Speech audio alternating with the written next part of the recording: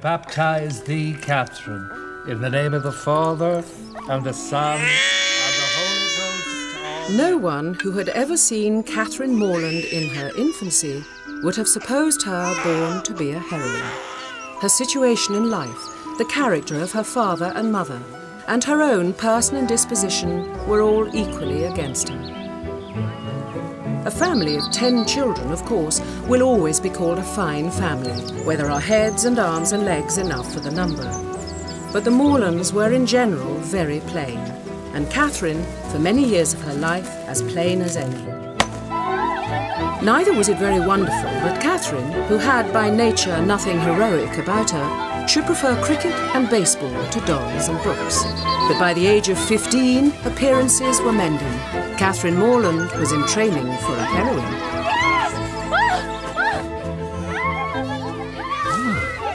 You know, Aunt Catherine has turned out rather well. Come on, Catherine, let's carry on. No, later. She's quite a good-looking girl. But she's almost pretty today. And she's grown very fond of reading of late. I wonder if it can be good for her, my dear, to read quite so many novels. Oh, why ever not? Now, what could be a more innocent or harmless pastime for a young girl than reading? He was interrupted by a noise in the passage leading to the room. It approached. The door was unlocked. A man entered, forcibly dragging behind him a beautiful girl, her features bathed in tears and suffering the utmost distress. Take her! Convey her where I shall never see her more!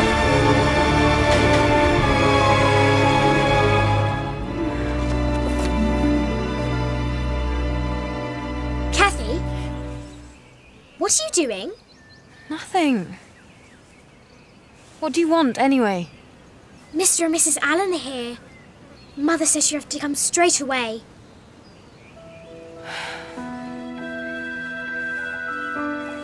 No, said Dr. Mallison, no other place will do so well for a gouty constitution like Mr. Allen's. No other place will do so well for squandering money. Oh, fine, Mr. Allen. You know you love to see me happy. And thinking of that... Catherine is young to go, but, well, Mr. and Mrs. Allen for protection. I see no danger in it. She's a good girl. I think we can trust her. Why, Catherine, how you've grown. Quite the young lady, isn't she, Mr. Allen? Mr. and Mrs. Allen come with an invitation, Catherine. We would like you to accompany us to Bath for a time. For when a young lady is to be a heroine, something must and will happen to throw adventure in her way.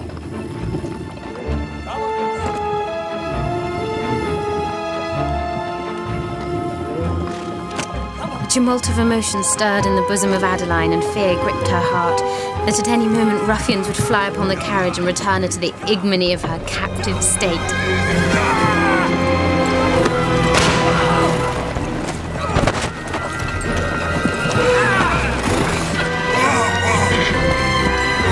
Thank God, Mrs. Allen.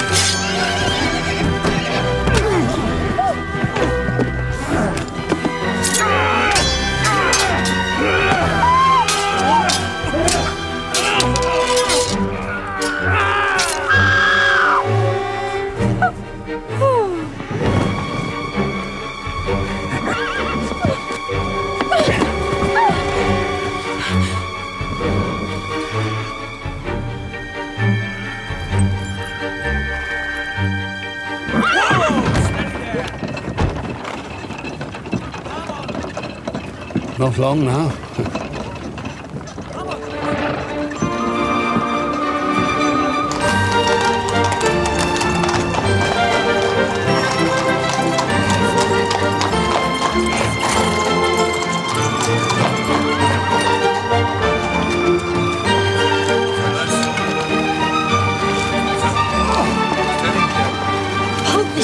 Is not quite the smartest to dress, but for myself, I love to be at the centre of things. So do I.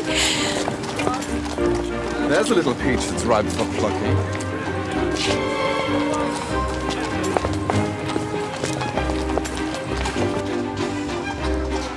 So many people. I wonder who they can be and what their stories are. Hardly worth knowing, I should say.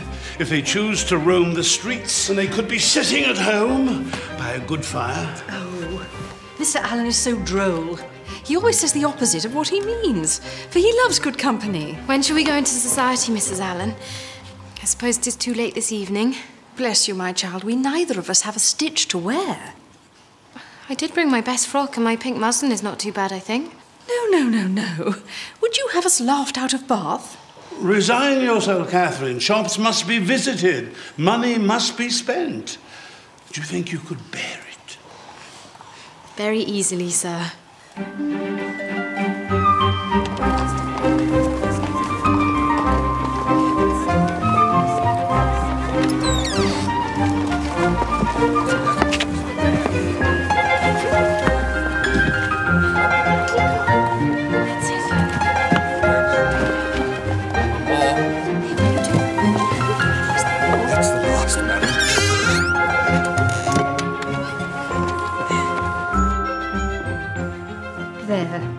Did you ever see anything prettier, Mr. Allen? Other than yourself, do you mean, my dear? Oh, fine, Mr. Allen. But Catherine... Ah, she looks just as she should. Now, might we make our way, do you think? I entertain high hopes of our arriving at the rooms by midnight. How he teases us, Catherine. Midnight, indeed. Whoa there! Good evening, sir. This way. I know you go now, sir. This way, ladies.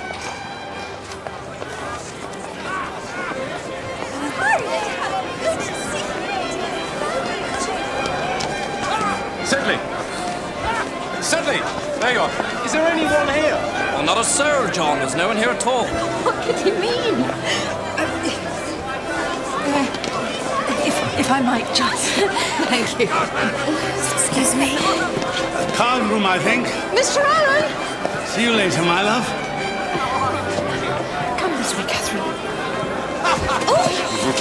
Pardon me, miss.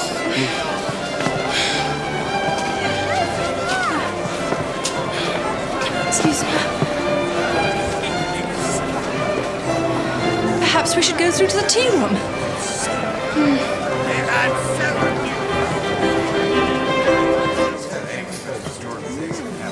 Quick, there are two places.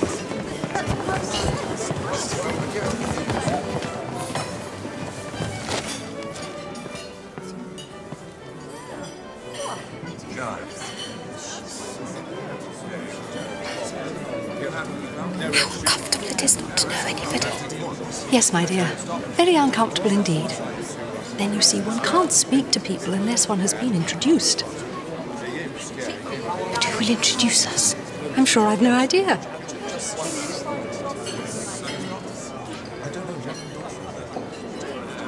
Had we not better go away? There are no tea things for us, and I think we are welcome here. Yes, it's most disagreeable. I wish we had a large acquaintance here. I wish we had any.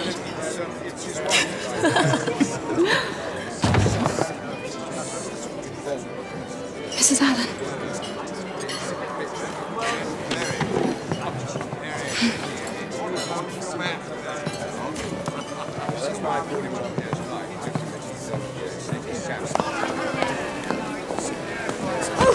Have a care, sir.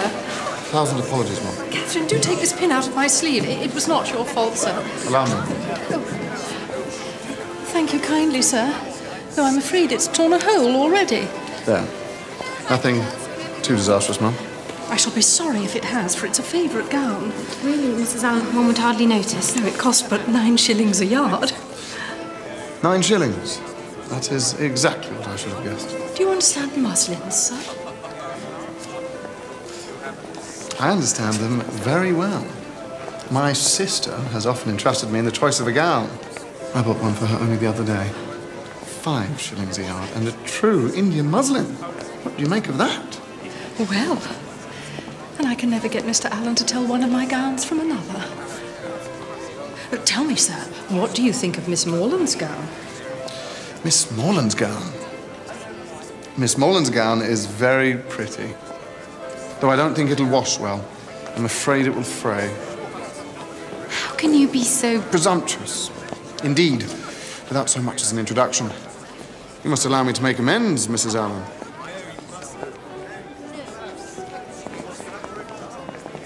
Gentlemen.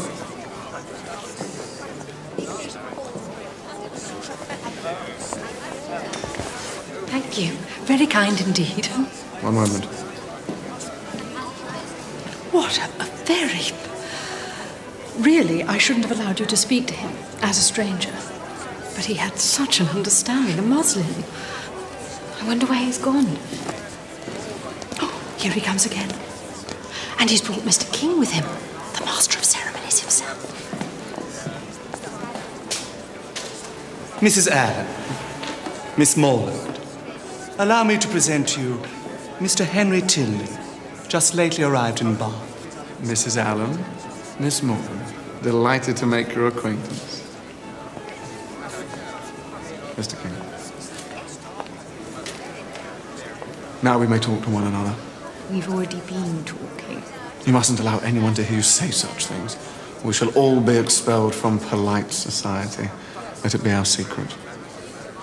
And now, if your card is not already full, Miss Morland, might I request the pleasure of the next dance with you? With me? Thank you.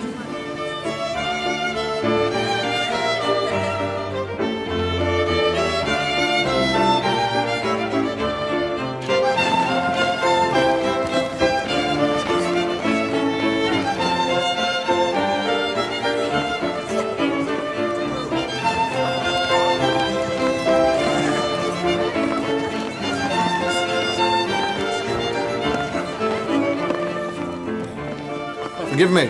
I have been very remiss in the proper attentions of a partner. What are they?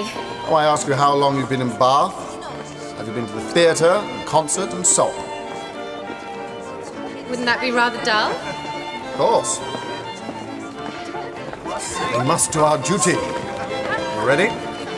Yes. How long have you been in Bath, madam? Not long at all, sir. Were you never here before? Never, sir. Indeed. And have you been to the play? Not yet, sir. Astonishing. Concert? No. Amazing. Now tell me, am I altogether pleased with Bath, madam? Yes. I like it very well. Excellent.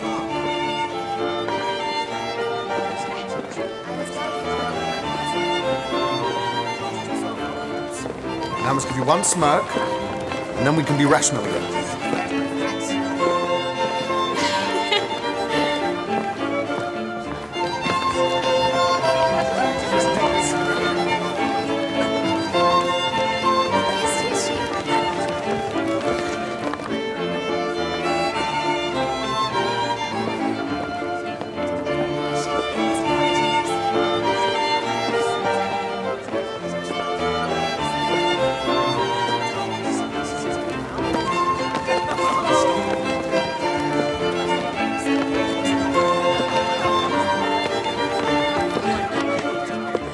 Do you know that gentleman?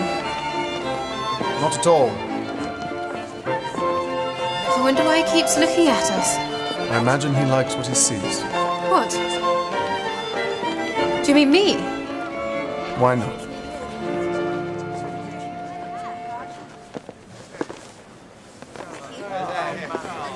So tell me, what will you write in your journal tonight? Friday went to the lower rooms, wore my sprigged muslin dress with blue trimmings. Looked very pretty, though I say so myself. Danced with one man. Was stared at by another. Much more handsome. Indeed, I shall say no such thing. Then what shall you say? Perhaps I don't keep a journal at all.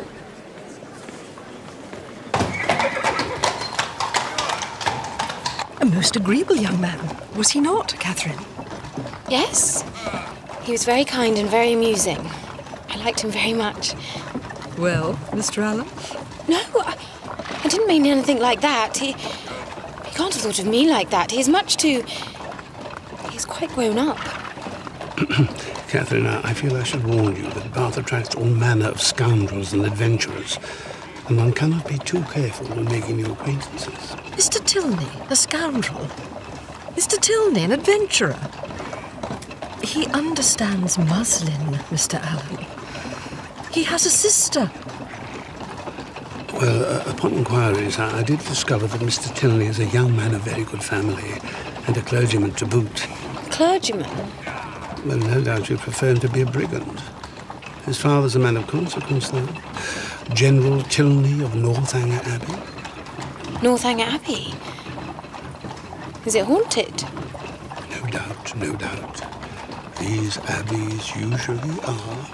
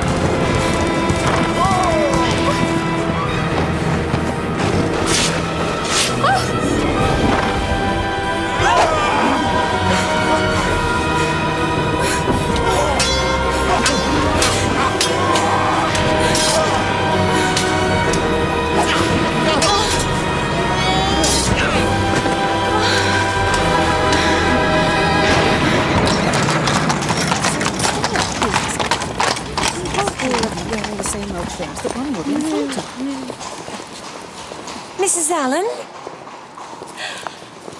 And this must be Miss Morland. Mrs. Thorpe, your brother James told me to look out for you. You know James? Indeed we do. He's up at Oxford with my son John. Mrs. Thorpe, my old schoolfellow. Yes, he went to you at Christmas. And I may say he endeared himself to us all. Ah, here come my girls now. Isabella, my eldest, and Maria and Anne. Isabella, this is Mrs. Allen and Miss Catherine Morland, James's sister. James's sister? How do you do, Miss Morland? I've so long wished to meet you. Your brother has spoken of you so affectionately. I am sure that we will be the very best of friends. I'm so pleased you love Mrs. Radcliffe novels too. I wish I were you. Just beginning to read Udolpho for the first time. Is it really very horrid? You can't even imagine. But I wouldn't tell you for the world. Well, perhaps one incident to whet your appetite.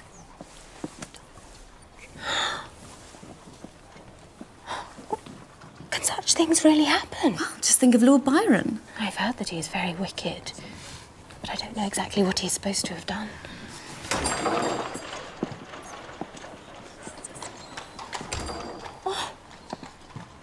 And I have heard that he is here, in Bath. Should we go to the pump room and see if we can see him? Perhaps your Mr. Tilney will be there too. He's not my Mr. Tilney, Isabella. Indeed, you mustn't say he is. Isn't he? Well, there's a certain person who will be very glad to hear that. Who do you mean? Never you mind. Oh. I do so hate it when strangers listen to one's private conversations.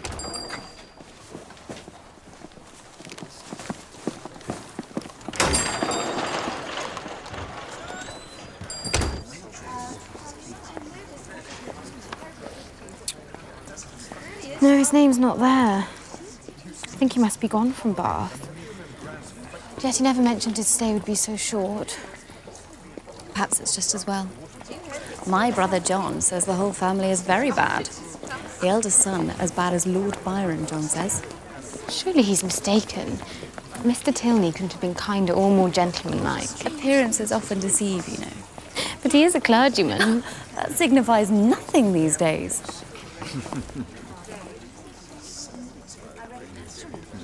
Insufferable.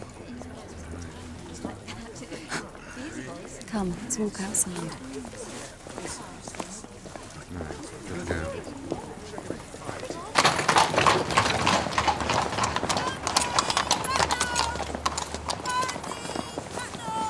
Are they following?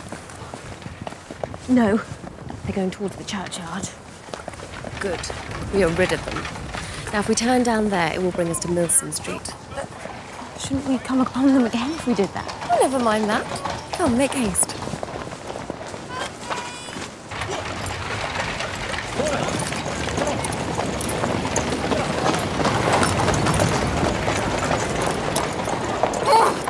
Odious carriages, I detest him. Isabella! Oh, how delightful! Mr. Morland and my brother John. James, I didn't know you were coming to Bath. Thorpe's idea, and when I remembered you were here, and you, Miss Thorpe, nothing would have kept me away. I'm very happy to see you again. And I you. Miss Morland? My good friend John Thorpe. Enchanté. I had the pleasure of seeing you dance the other evening. Yes, I remember. I hope I may have the pleasure of dancing with you myself before too long. We were just walking towards Edgar's buildings. Were you? Well then, damn it, we'll walk along with you. Miss Morland? Are you fond of an open carriage, Miss Morland? Yes, very. Well, would you permit me to drive you up Lansdowne Hill one day this week? Thank you. You're very kind. But would it be proper? Damn it, this is Bath. You know, everything's more free and easy in Bath.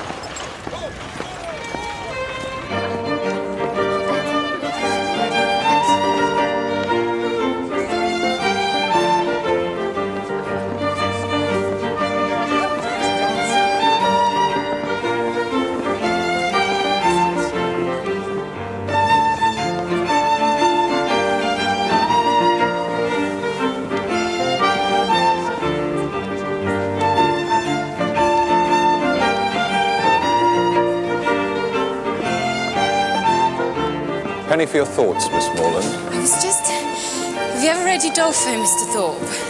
Udolpho? Lord. No, I never read novels. I leave all that to Isabella. I read The Monk the other day, no? Monk? Is it as shocking as everybody says? You can borrow it if you care to. Hot stuff, you know.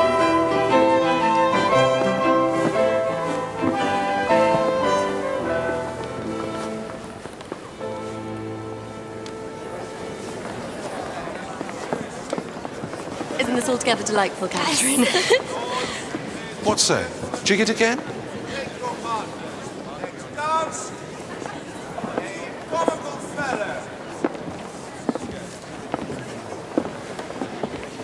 Miss Morland,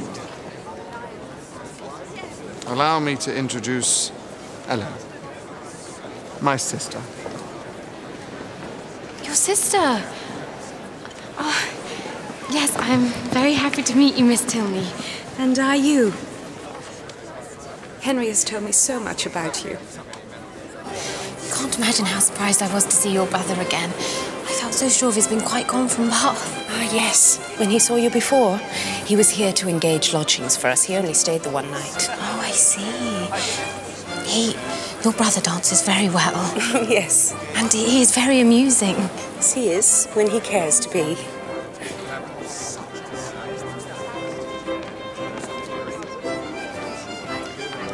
Do you know that gentleman talking to Mr. Tilney? That's our father, General Tilney. He looks as if he were displeased with us. It is only his way. And is your mother here with you in Bath as well? Our mother is dead. So this is your first time in Bath. Do you like it? Very much indeed. There are some very pretty walks round about. Henry and I walk most mornings. Should you care to join us one day? Yes. More than anything in the world, I love long walks. Though I can't persuade my friend to join me. She thinks it a waste of time when there are so many other things to do in town. I can see that she might.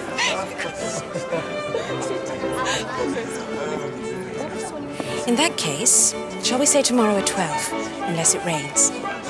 Yes, Catherine. You simply must hear this. Come quickly. Excuse me.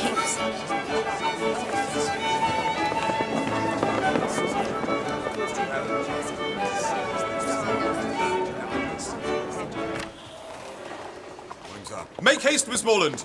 Put on your hat. There's no time to lose. We are going to drive to Blaze Castle. Mr. Thorpe. How do you do, Miss Allen? My sweetest Catherine, isn't this delightful? Blaze Castle. Nothing could be more romantic. Yes, I'm sure, but I'm very sorry I can't come with you. I'm expecting Miss Tilney and her brother to call on me to take a country walk. Not they. I saw him but 5 minutes ago. Doesn't he drive a phaeton with a pair of chestnuts? I don't know, indeed.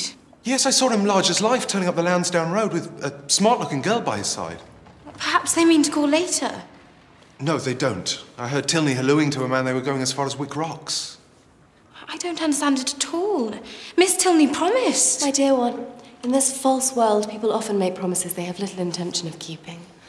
Remember, we are your true friends. We keep our promises. Yes. But what if they should come after all? My dear little scatterbrain sister, haven't you just heard Thorpe tell us? They're halfway to Wick Rocks. Then perhaps I should come with you. Please, Miss Morland.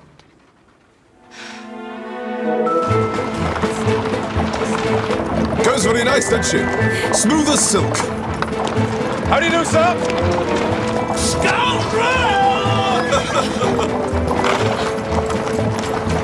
Pleasant old gentleman. Mr. Allen. Yes, and so good-natured. And rich as Croesus, or so I hear. I believe Mr. Allen is very rich. And no children at all? No, none. But you're quite a favourite there, I gather. Mr. and Mrs. Allen are very kind to me, yes. Ever since I was a baby. Excellent, excellent. Oh, Miss Tilney! Stop! Stop now! It's Miss Tilney and her brother. There'd be hell to pay if I try to stop him now. Stop, Mr. It's Thorpe. too late. Well, I'll get down. I It's will. not possible. Whoa there. How could you deceive me so? Well, what if I did? Where would you rather be, in a spanking gig driving to Blaze Castle or trailing about in the dirt with some canting prig of a parson? Mr. Tilney is not a canting prig. And you have made it seem as if I broke my promise to them. Whoa there. Look here. Miss Morland, I might not have been completely straight with you, but I had good reason. You think of your brother's happiness and Isabella's. They couldn't go off unchaperoned. And I was thinking of you, too. I'm not altogether happy to see you with the Tilneys. The whole family has a terrible reputation, something very strange about the mother's death. You can't mean... We must be careful when making new acquaintances. We're not all as honest as you and I, huh? But Mr. Tilney and his sister have been so kind to me. Truly sorry, Miss Morland, if I have caused you any distress, but you can set it all right tomorrow. Let's at least try and enjoy ourselves today. Damn it, I've been looking forward to driving you out more than anything. Come on, what do you say? Very well. Whoa. Everything all right, Thorpe? Absolutely. Walk on.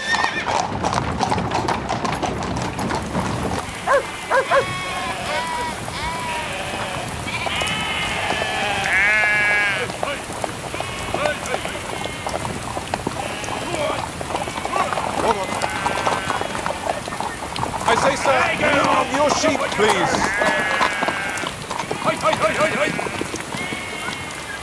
It's just a spot of rain. It'll clear up in no time. Thorpe, we better go back. Your sister thinks so too. We're not halfway to Blaze Castle. Very well, as you wish. It's all one to me. Honestly, if your brother hadn't such a damn beast to drive, we'd been at Blaze this half hour gone. Will you move your sheep? I need to turn. Take my bloody time. Come on, girl.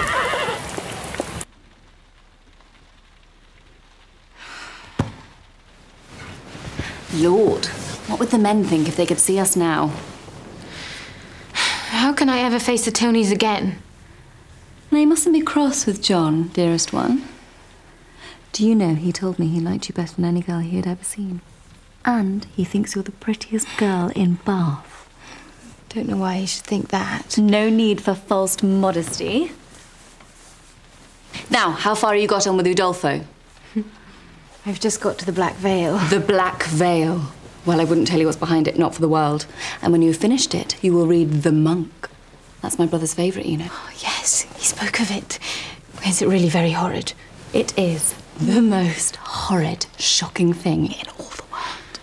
Ambrosio, the monk, begins very holy, but is drawn into vice by Matilda, and she gives him a magic branch by which he can pass through walls and into Antonia's bedroom. But it is too shocking. I should blush to tell you. You must read it yourself. The friar pronounced the magic words, and a thick smoke arose over the magic mirror. At length he beheld Antonia's lovely form. She was undressing to bathe herself, and the amorous monk had full opportunity to observe the voluptuous contours and admirable symmetry of her person as she drew off her last garment. At this moment a tame linnet flew towards her, nestled its head between her breasts, and nibbled them in wanton play. Ambrosio could bear no more. The blood boiled in his veins, and a raging fire rushed through his limbs. "I must possess her," he cried. "No, no, Ambrosio. I shall no longer be able to combat my passions. I am convinced with every moment that I have but one alternative. I must enjoy you or die."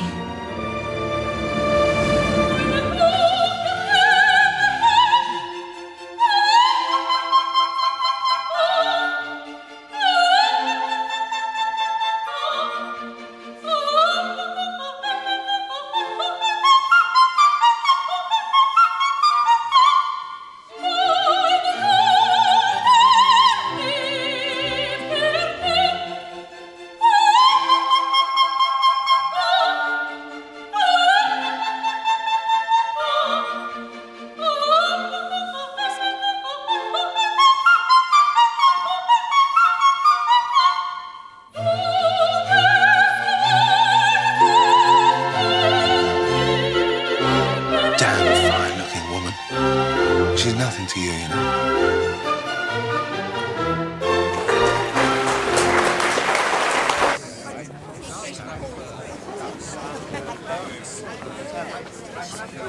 Miss Morland, Mrs. Allen, Mr. Allen. Mr. Tilney, you must have thought me so rude, but they told me you'd gone out in a phaeton, and then when I saw you, I begged Mr. Thorpe to stop, but he only went faster. If only he'd slowed down, I would have jumped out and run back to you. Please believe me, I would 10,000 times rather have been with you. Are you and Miss Tilney really very angry with me? I must confess I felt a little slighted, but my sister was quite sure there was some misunderstanding. Eleanor, you were right, as usual. Miss Morland is not to blame. She was abducted by force. No, not exactly, but truly, I did try to make him stop. Don't tease her, Henry.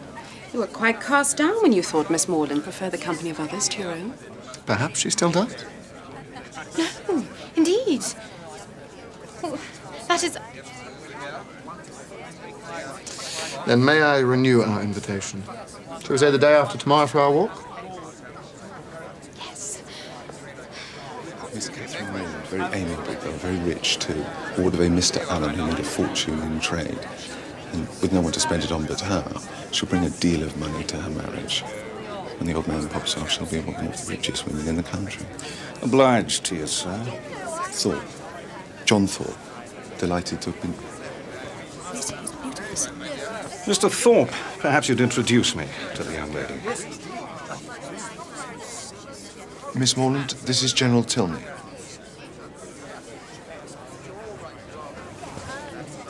Charming. And did I overhear a country walk proposed? Yes, sir. The day after tomorrow. Then perhaps you would do us the honor of spending the rest of the day with us, after your walk.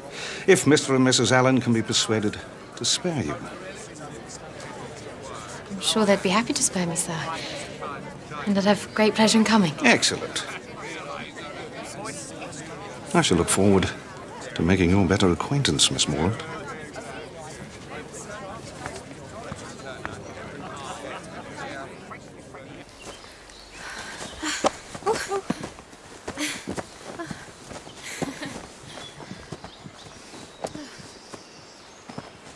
What do you think, Catherine? Oh, it's wonderful. It reminds me of the south of France, the Languedoc, you know? Yes. Have you travelled much in France? No, not at all. I've never been there. But I've seen pictures, and it's just as Mrs. Radcliffe describes it in Udolpho. Ah, Mrs. Radcliffe. But I suppose you don't read novels. I read Udolpho straight through in 2 days with my hair standing up on end the whole time. I often think there's more life and truth and feeling in a good novel than in 100 dull sermons. Do you really believe that? Oh, go on. Don't wait for me. Why should you think I don't believe it? Because I think you like to tease me. And because the real world's different from the world in stories. Is it? Of course it is. I love to read Mrs. Radcliffe, but I don't think the real world's full of murders and abductions and ghosts with clanking chains and seductions and everything. Well, not in Fullerton, anyway. Perhaps not quite so many murders and abductions. But broken hearts, betrayals, long-held grudges, schemes of revenge, fear, hatred, and despair. Are they not part of all of our lives, even in Fullerton? I don't know. I'd like to think not. Well then, I hope your experience of life is the exception that proves the rule.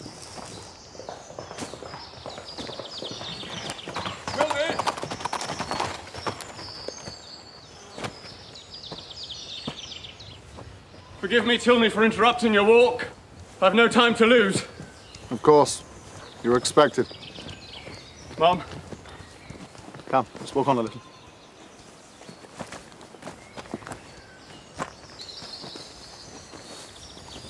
That gentleman was a close acquaintance of ours, a very good friend. He was obliged to leave the country at short notice. He was able to make his farewells to me last evening. But is no doubt anxious to say goodbye to my sister too before he left. I see. There is no reason why the matter should come up. But my sister and I would be very grateful if you did not mention to my father that we saw that gentleman here today. No, of course. Thank you.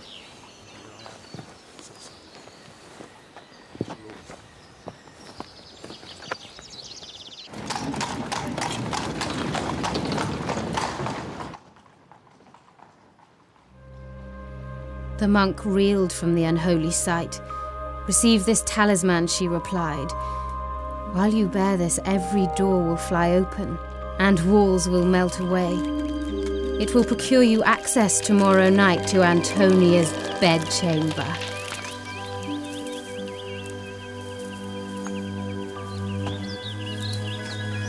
Miss Morland.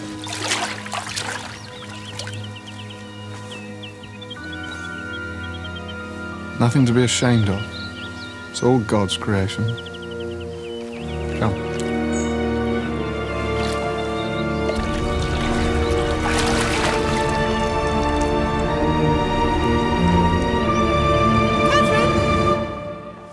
Catherine!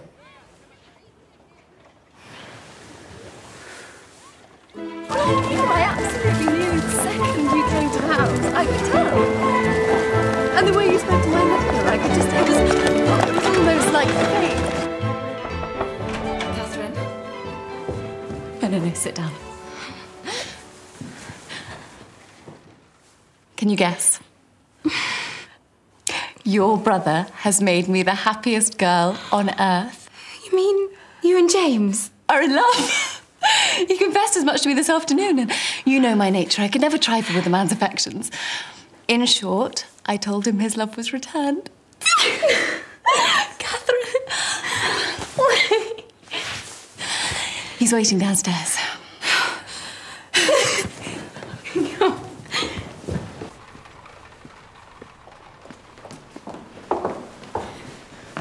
I know I needn't ask whether you approve, Catherine. No, indeed. Though I'm surprised. It's all happened so quickly. Not so. I believe I've been in love with your friend since the first time I set eyes on her. And I. The very first day he came to us last Christmas. The very first moment. I remember I wore this yellow gown. My hair was up in braids. I'm come to say goodbye, Catherine. I'm going straight to Fullerton to seek our parents' consent. Ah, Morland, there you are. Miss Morland, sadly, I too must take my leave for the present. Just for the present. I'm going to accompany James to Fullerton and then on to town to help him choose a ring. Perhaps I might look for one for myself while I'm there. Do you think I should? A famous good thing, this marrying scheme. What do you think of it? I think it's a very good thing too. I'm so pleased to hear you say that. Did you ever hear the old song, going to one wedding brings on another. Perhaps you and I might try the truth of that. I shall think of you when I'm in town. Come along, James, we must tear ourselves away. Go. Go, perhaps forever. Isabella, whatever do you mean? Your mother and father, what will they say? I'm sure they'll be very happy for James, but my fortune will be so small. How could they consent to it? Your brother, who might marry anybody. I wouldn't think the difference in fortune would be anything to signify. Oh, my sweetest Catherine, in your generous heart, I'm sure it would not matter at all. But I mustn't expect everyone to think the same. I only wish our situations were reversed. If I had the command of millions, if I were mistress of the whole world, your brother would still be my only choice.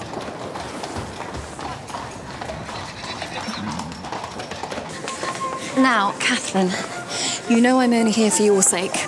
You know my heart is 40 miles away. And as for dancing, don't mention it, I beg you. It is quite out of the question. I dare say Charles Hodge will plague me to death about it, but I shall cut him very short, I can tell you. I wonder where he is. It's General Tilly. I do believe he's coming to talk to you. Miss Morland.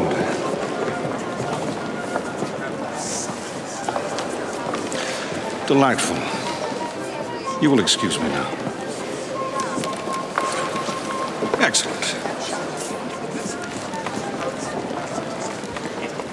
Miss Morland, allow me to introduce my brother, Captain Tilney. Charmed.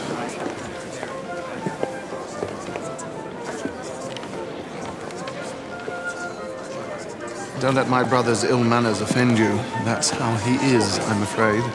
He was ill-mannered as a baby. Surprised at you being so disrespectful to your older brother. And anyway, how could you know what he was like as a baby? When he was a baby, you were not yet born. True enough. My mother told me of it. I hope you're not already engaged for the next dance. No, indeed. My rival having left Bath. Indeed, he is not. You mustn't tease me. So do you not know Mr. Thorpe at all? No, not at all. Strange. He seems to know a great deal about your family. And none of it to our credit? Well, I have always found that ignorance and prejudice hold no bar to forming the strongest of opinions. You think him ignorant and prejudiced? I know he doesn't always tell the truth, but he's been very kind and attentive to me. You think he isn't to be trusted?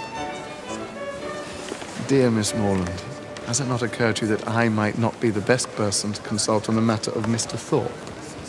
My lords, ladies and gentlemen, the next dance will be on a summer's day.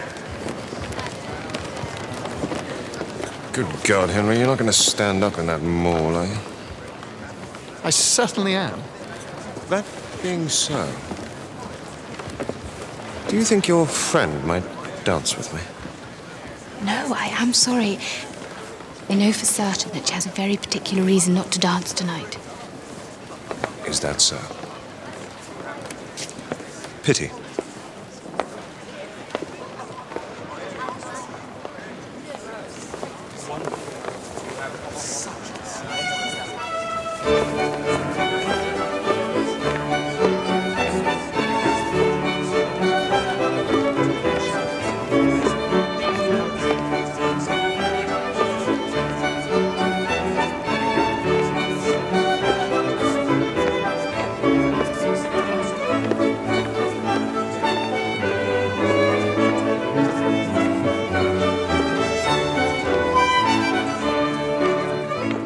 Why are you smiling?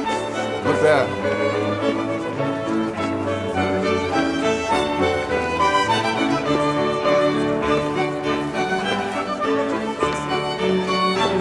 I don't wonder at your surprise. I refused him for as long as I possibly could, but he would not take no for an answer. He's the eldest son, you know, the heir to Northanger Abbey. Not that that weighs anything with me. I am in love with the best man in the whole world. Did you think him handsome? Who? Captain, tell me, silly. Who? Yes, very handsome. But didn't your brother say he was very bad? As bad as Lord Byron? John will say anything that comes into his head. I hardly ever take any notice of him. Then, how is one to know what to believe? One thing you can be certain of, my affection for you and your dear, dear brother.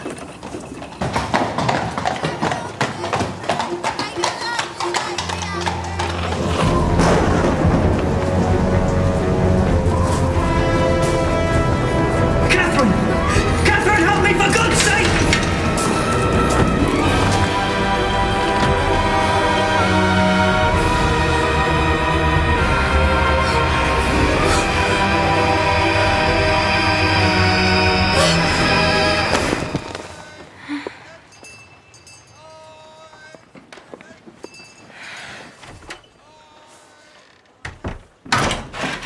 You've heard from James? And my parents have consented? Yes. Your father has been very good. James is to have a living worth £400 a year as soon as he is old enough to take it. But that won't be for another 2 years, so we must wait that long before we marry. It seems it wasn't possible for your father to do anything for us immediately. I'm sure Mr. Morland has behaved vastly handsome. If he finds he can do more by and by, I dare say he will. And Isabella's wishes are so moderate. For myself, it's nothing. I never think of myself, but poor James. £400 a year is hardly enough for the common necessaries of life. But I suppose everybody has the right to do what they like with their own money. I'm very sure that my father has promised as much as he can afford. But Mr. Allen, I was sure, would do something for James. Perhaps he does not approve of his choice of bride. Why should Mr. Allen do anything for James? Or for any of us? It was very kind of Mr. and Mrs. Allen to bring me to Bath, but none of us has any expectations from Mr. Allen.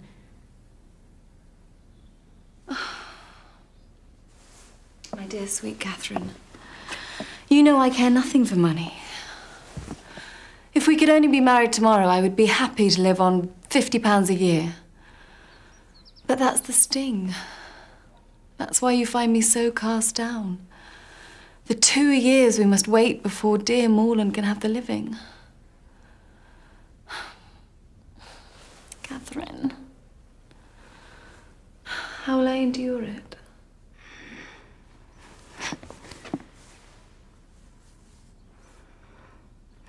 I can well understand how she feels.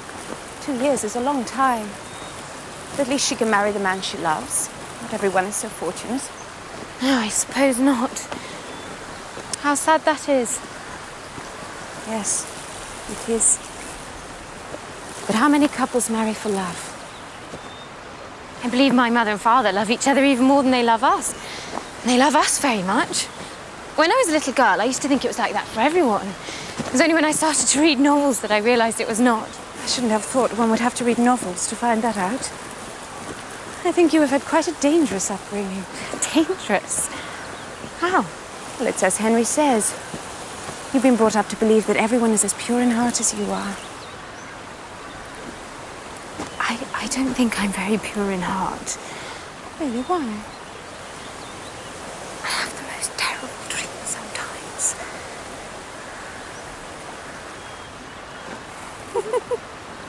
What's the joke? Nothing to concern you.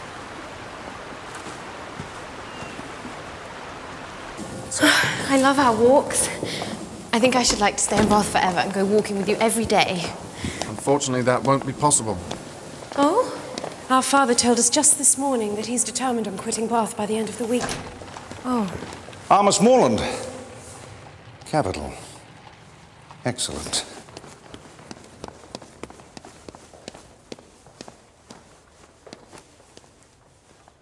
Can you, Miss Morland, be prevailed on to quit this scene of public triumph and oblige us with your company at Northanger Abbey? Northanger Abbey?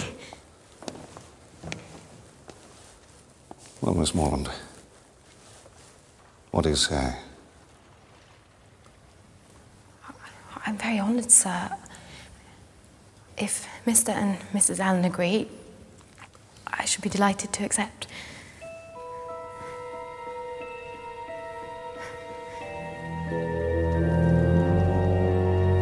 Northanger Abbey? Aren't you frightened to go there on your own? I confess I am a little. Well, I dare say it'd be very thrilling for you. I do hope you don't forget me, Catherine. Or our dearest John. No, indeed. No need to be coy. I heard from him today that you and he are as good as engaged. Indeed we are not. Useless to dissemble, my dear. Your secret's out. He says in his letter, not half an hour before he left Bath, you gave him the most positive encouragement. He says he as good as made you an offer. No. No, there must be some mistake. Your brother must have misunderstood me, and I certainly had no idea he thought he was making me an offer. Please, undeceive him and beg his pardon. Oh. Well, I dare say we should all be allowed a little harmless flirtation. But there was no flirtation. Not on my side. And if no one were allowed to change their minds, where would we all be? Perhaps it's for the best after all. Isabella, please understand me once and for all. Shh! He comes. Who? Tell me, of course. Oh, I wouldn't have this happen for the world. Look away, perhaps he's not seen us.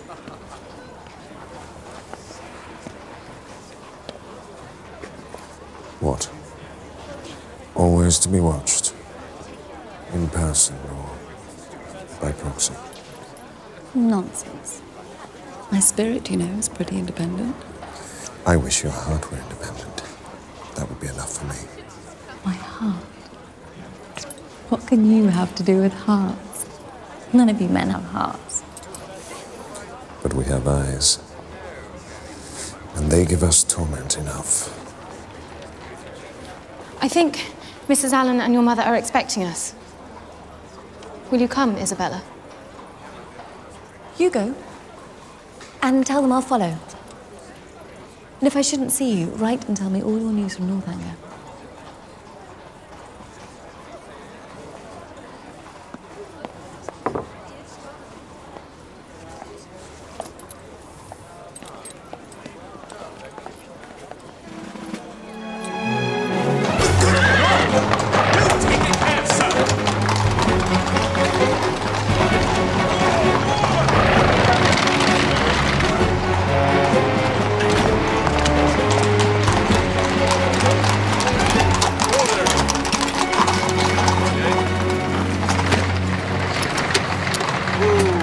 Come along there. 4 minutes late already, coming from Milsom Street. I'm sure Miss Morland won't keep you waiting, Father. Oh, Catherine, my dear, quickly. They're here. How grand. A chase and 4. You never aspired to that, Mr. Allen. No, indeed. Well, Catherine, we shall miss you. Thank you for all your kindness. It has been such a happy time. There, my dear. I shall be sharp about it. These great folks don't like to be kept waiting.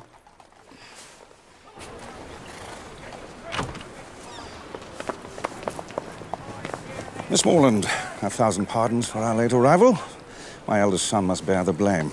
He stays on in Bath. Now, my dear Miss Morland, I have a proposal. As it is a fine day, how should you like to travel in the curricle with my son Henry? You will enjoy the air and be better able to see the country. It is, of course, entirely up to you. I should like that very much.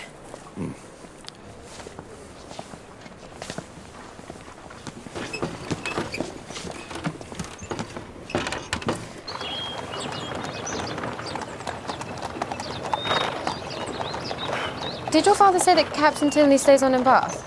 Yes? Oh. You're disappointed? You were hoping for my brother's company at Northanger, perhaps? No. No, not at all. That is, I should have no objection to his company. And what is it? Come. I'm anxious about your brother and Miss Thorpe. I think he cannot know that she's engaged to my brother. I suppose he thinks he has a chance with her. But doesn't he realise how wrong it is of him and what pain it must give to my brother? I don't think you should distress yourself too much, Miss Morland. Your brother should be returning to Bath very soon, and my brother should be leaving to rejoin his regiment. And that will be the end of that. Now, look there.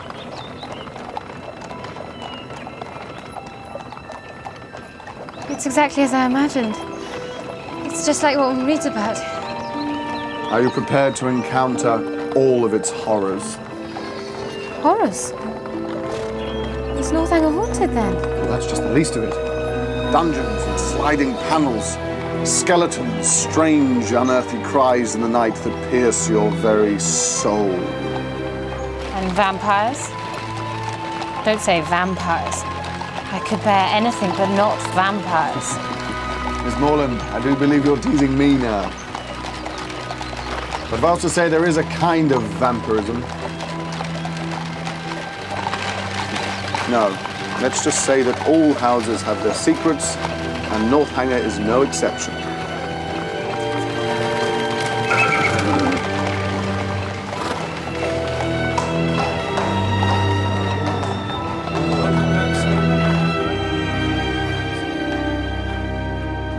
Help you down.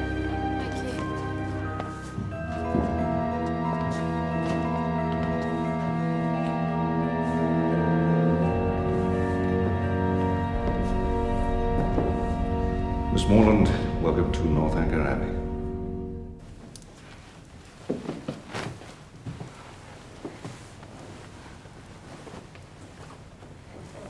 I hope you will be comfortable. Do please, I beg you, make as little alteration to your dress as possible.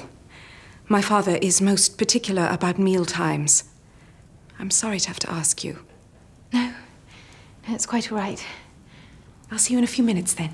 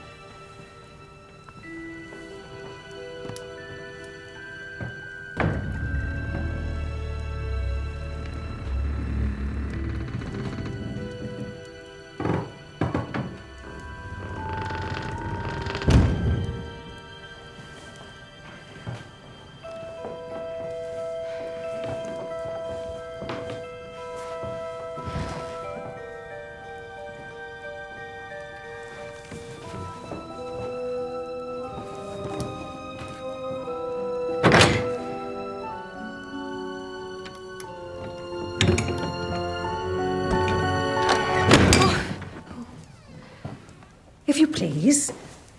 Miss Tilney says, do you need any help, miss? Oh, no. No, thank you.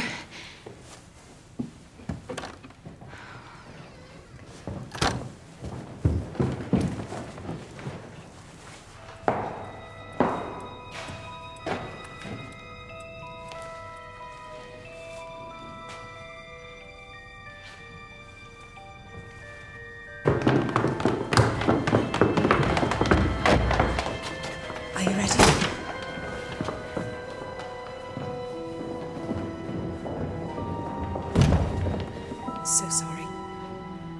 Miss Morland, charming. Dinner to be on the table directly!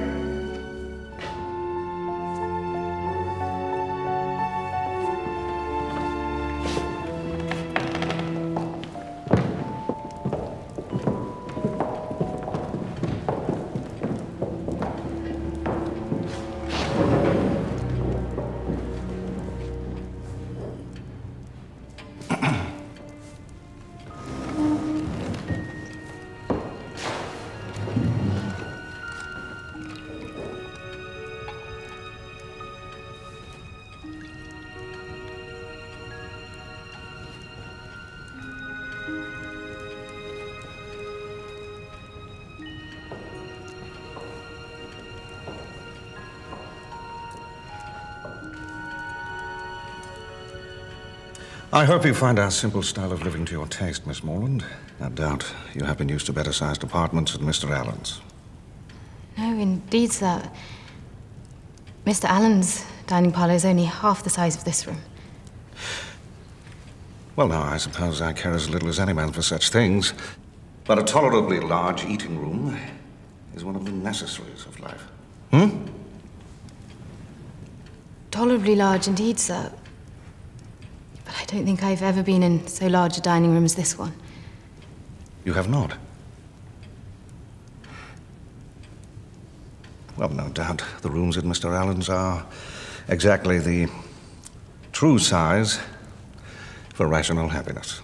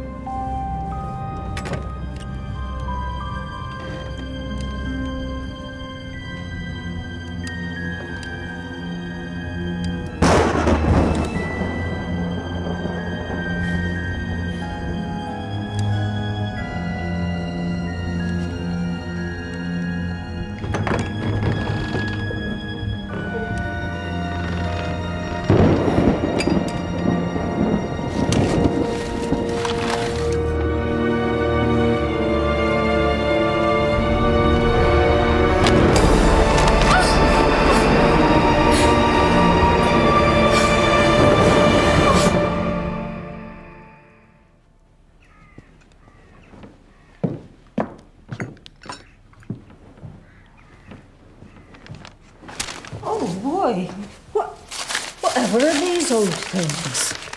No! No, leave them, please.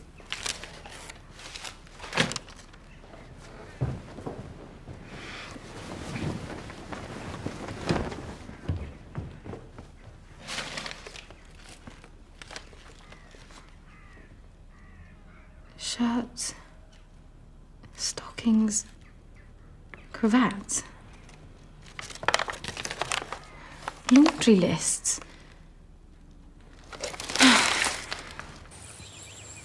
This was my mother's favourite place. I used to walk so often here with her. Though I never loved it then, as I have loved it since. Her death must have been a great affliction. A great and increasing one. What was she like? Did she look like you? I wish I could show you her portrait. It hangs in her private chamber. I suppose you were with her to the last? No. I was away from home when she died. Her illness was sudden and short, and before I arrived, it was all over. So you didn't see her body? No. I wish I could have done. Perhaps it would help me to think of her at peace. Yes. I should like to see her room, if you're willing to show me. We never go there. It is my father's wish. But to see her picture? Yes. Why should you not see it?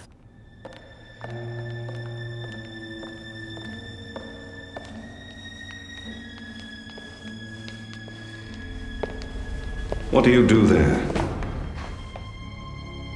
I was going to show Miss Morland Mother's... There is nothing to interest Miss Morland in this part of the house. I'm surprised at you, Eleanor.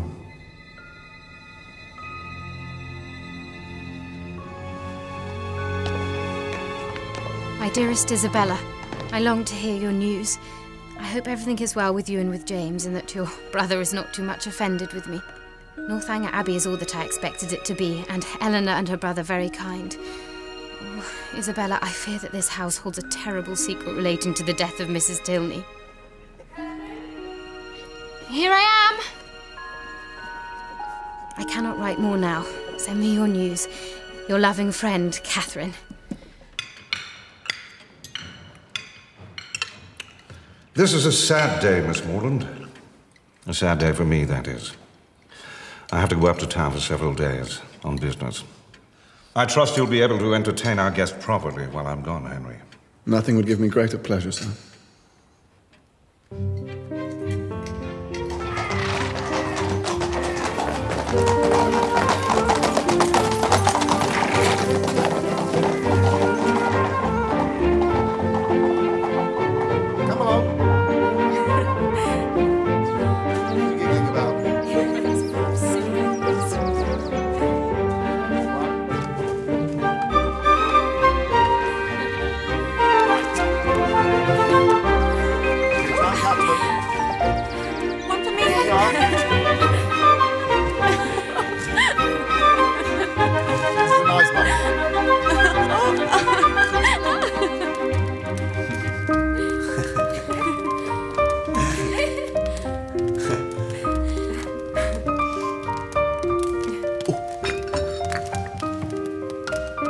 I thought I might show you Woodston tomorrow, if you'd like to.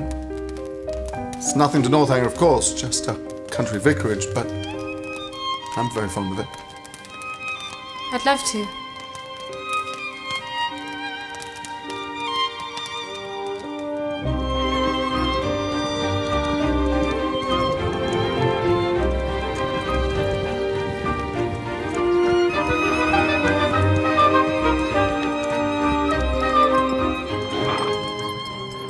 Look. Is that your home? It's lovely. Very glad you think so. I fear we may be about to get a little damp. Come on. I'll race you back.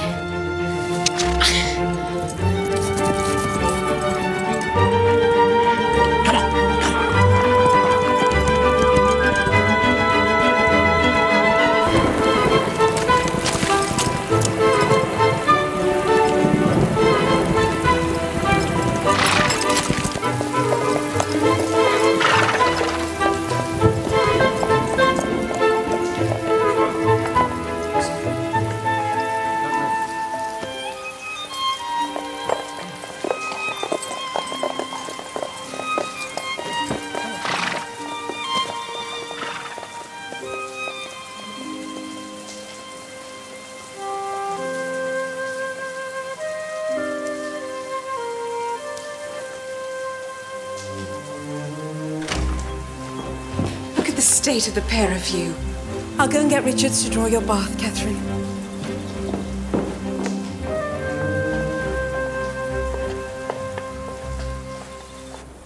When we were coming to Northanger Abbey, you said that the house held secrets. Did I? And have you discovered any dreadful revelations yet? No, but I'd like to know what you meant. I think that shall have to remain a secret. A secret once explained loses all of its charms and all of its danger, too. Why don't you imagine the worst thing you can and write your own Gothic romance about it? Northanger Abbey would make a very good title, don't you think? Now you're mocking me. But I can't help feeling that this house is not a happy one. Not since our mother died. And even before then. I envy you your happy childhood. My brother Frederick is well enough, I think, sowing his wild oats, but soon he shall have to make an advantageous match. My sister is not happy. Remember the man we met on a country walk? He's a good friend of mine. He's a lot more than that to my sister. But our father has refused to sanction the match. Edward is only a second son, and Eleanor must marry the heir to a rich estate. And you? Well, if I'm to retain my father's favour, I must marry a fortune too. And shall you? I always hoped I'd be lucky. The girl I fell in love with would come with a fortune attached. And if she should not? Then that would be a very stern test of my character.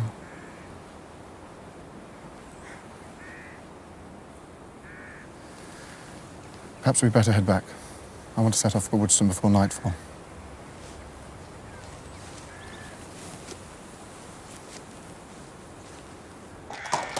See you tomorrow for dinner!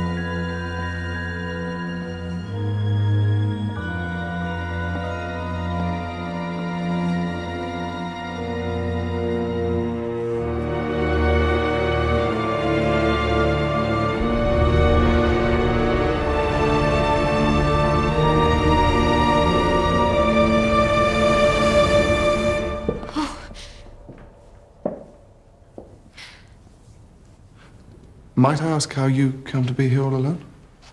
I wanted to see your mother's room.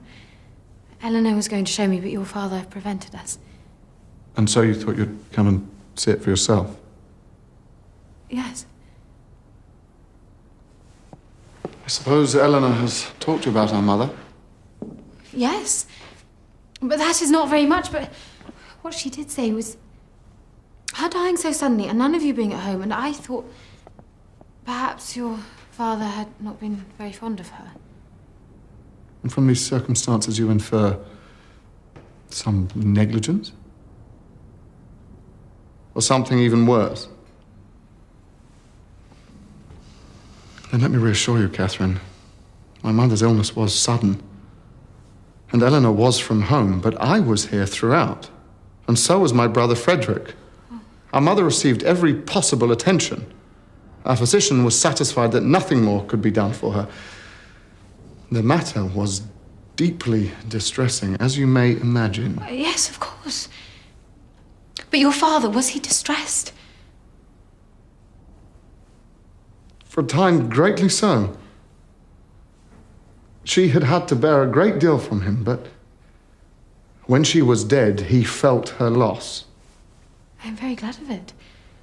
It would have been very shocking if he'd... If he had what? If I understand you rightly, you have been suspecting my father of a crime so dreadful. You said yourself the house was full of secrets. And so you decided that my father must be a murderer.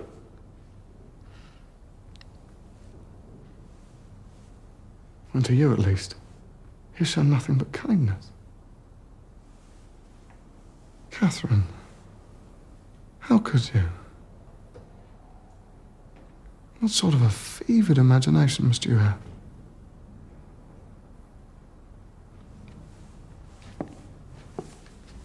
Perhaps, after all, it is possible to read too many novels.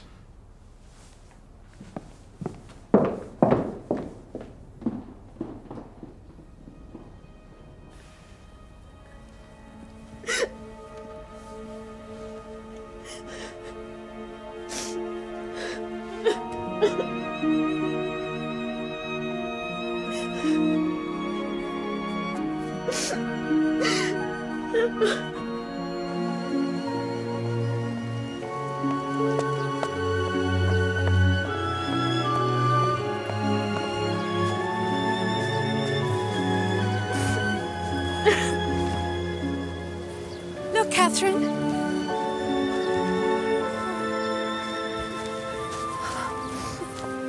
Whatever is the matter? I can't tell you. Please don't make me. I have been so wickedly foolish, and your brother knows of it, and now he will hate me for it, and so will you when he tells you. Oh, my dear Catherine, I am quite sure that nothing you could do could make me hate you, or Henry either. I saw his face. I know. He will never, ever respect me again. Oh, come, come. Perhaps it's not as bad as you think. Look, here is a letter for you. It'll be from Isabella. Oh. No, it is my brother's handwriting.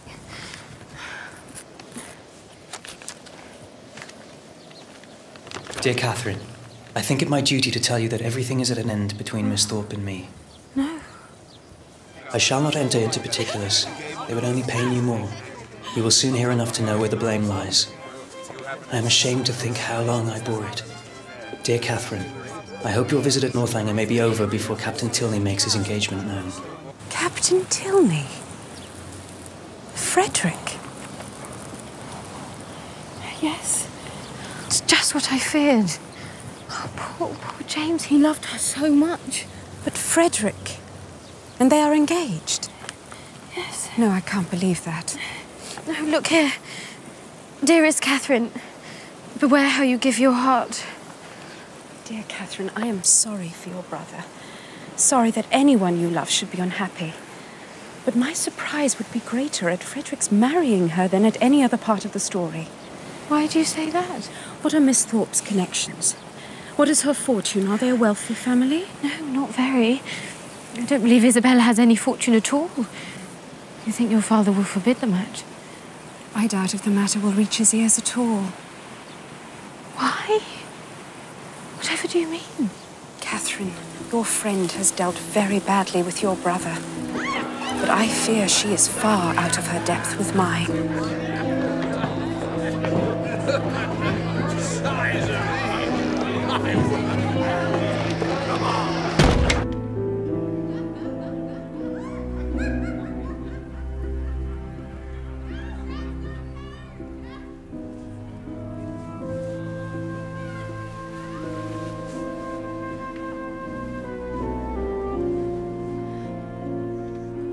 And are we engaged?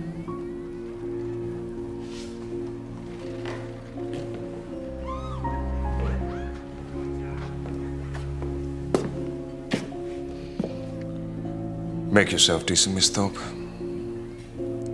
I must return you to your friends before you're missed.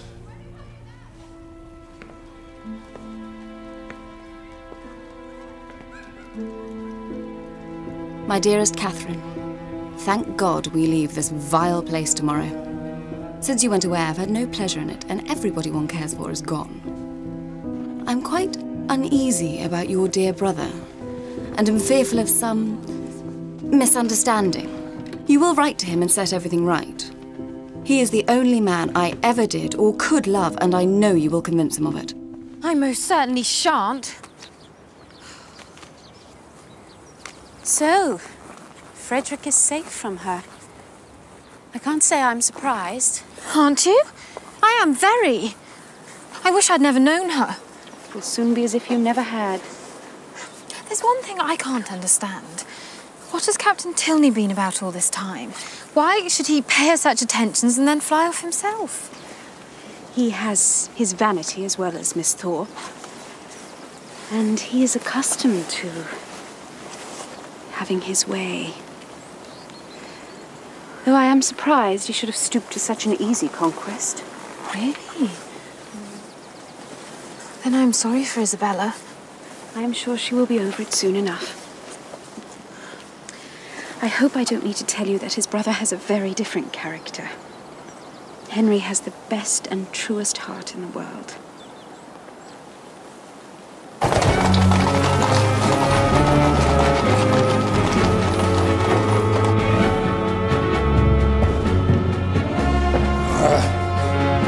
Damn little adventurous. Eleanor! Eleanor! Now! I said now! Eleanor, whatever can the matter be? Come. Sit down, you're not well. Dear Catherine, I am well. Oh God, how shall I tell you? It's not concerning Henry. No, not Henry. It is my father himself. My father has recollected an engagement that takes our whole family away on Monday. Explanation and apology are impossible. My dear Eleanor, don't be so distressed. I'm not offended. I can be ready to leave on Monday. No, that won't be possible. Oh, God. My father insists on your leaving immediately.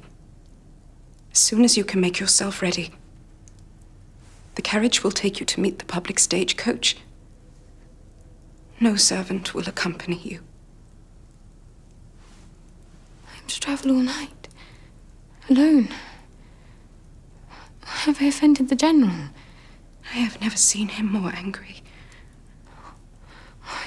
Your brother must have been so angry with me. He told your father what I did. What I suspected. I deserve to be sent home in disgrace. You are wrong. I know my father's reasons, and they do him no credit. To turn you out in the middle of the night, well, truly I fear for your safety. The journey is nothing. But have you enough money to pay your way? Oh, I never thought of that. Well, there at least I can help you. Oh, Catherine, I am so sorry. I deserve it. I deserve it all. Catherine, I implore you, please take whatever you...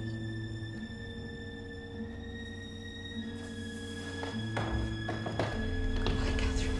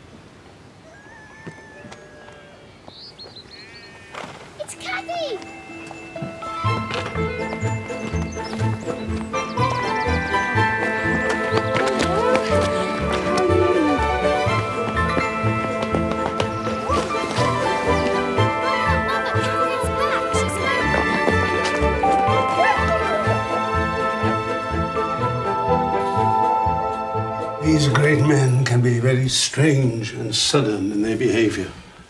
Well, we must live and learn. And the next new friends you make, I hope, will be better worth keeping than the ones you made at Bath. No friend can be better worth keeping than Eleanor. And Mr. Tilney is not to blame. Such a pleasant, agreeable young man, I thought him. He found us a chair, you know. And he understands muslin ever so well. That's greatly to his credit, I'm sure. But has he written? Has he offered any kind of explanation? No. Well, I dare say there's no harm done in the end. You did very well to manage that journey all on your own, Catherine. You always used to be such a scatterbrained little creature. I'm quite proud of you. Indeed, I'm not proud of myself.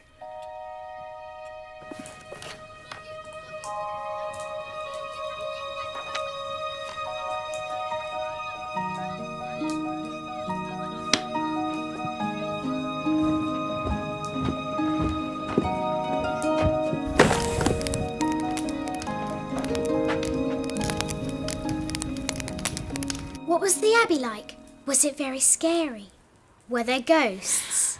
It was very big and strange, with lots of empty rooms and secret passages. And I did think there might be ghosts, but there weren't any ghosts, really.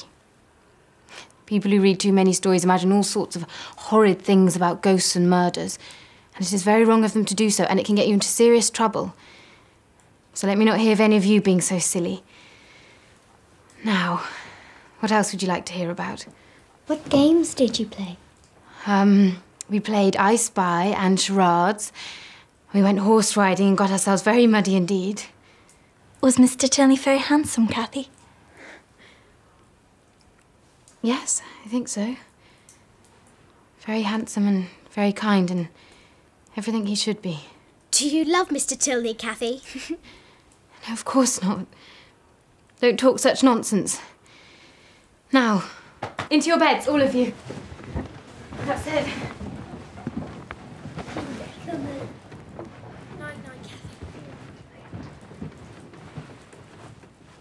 Night, Cathy.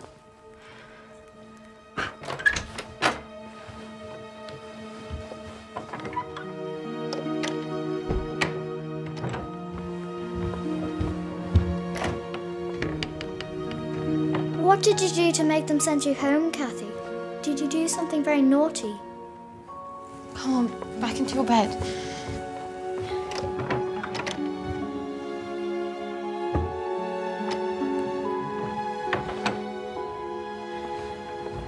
Cathy?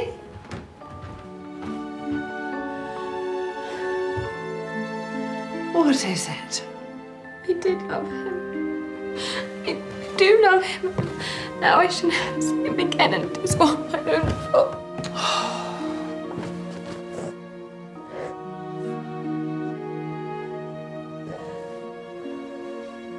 10 men went to the fen to get bread. Very good. Cathy! Cathy! Cathy! It's a man on a white horse.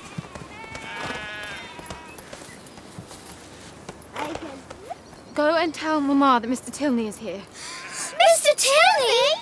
Now! Go on, boys. In you go quickly.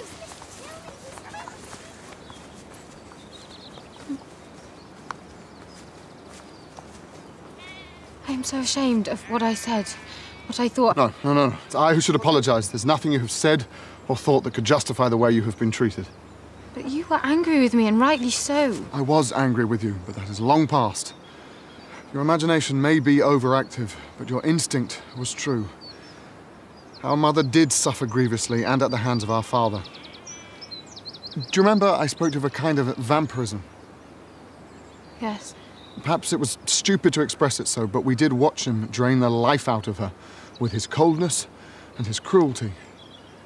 He married her for her money, you see. She thought it was for love. It was a long time until she knew his heart was cold. No vampires, no blood. The worst crimes are the crimes of the heart. But it was stupid and wicked of me to think such things as I did. Cathy, Mama says, will you bring Mr. Tilney to the drawing room? Come on.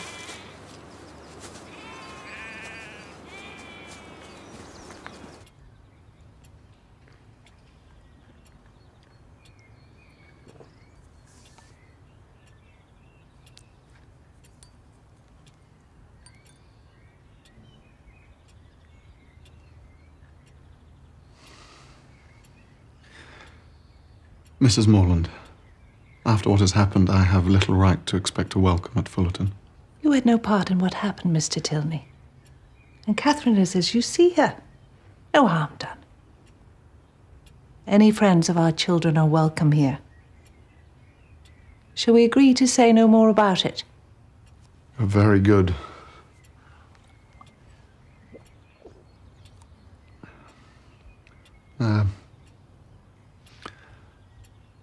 Are Mr. and Mrs. Allen now at Fullerton?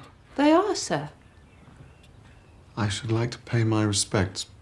Perhaps Miss Morland might show me the way. But you can see their house from the window. Hush, Lucy.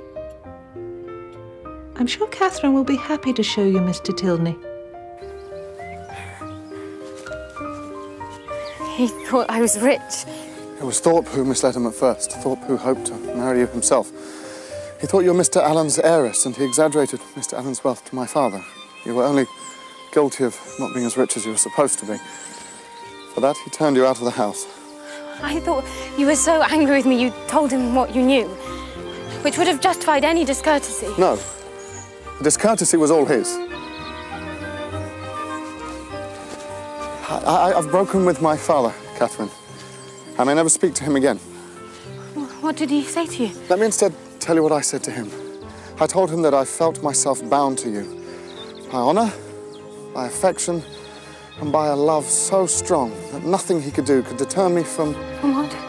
Before I go on, I should tell you, there's a pretty good chance he'll disinherit me. I fear I may never be a rich man, Catherine. Please, go on with what you were going to say. Will you marry me, Catherine? Yes. Yes, I will. Yes. To begin perfect happiness at the respective ages of 26 and 18 is to do pretty well. Catherine and Henry were married, and in due course the joys of wedding gave way to the blessings of a christening. The bells rang and everyone smiled. No one more so than Eleanor, whose beloved's unexpected accession to title and fortune finally allowed them to marry. I leave it to be settled whether the tendency of this story be to recommend parental tyranny or reward filial disobedience.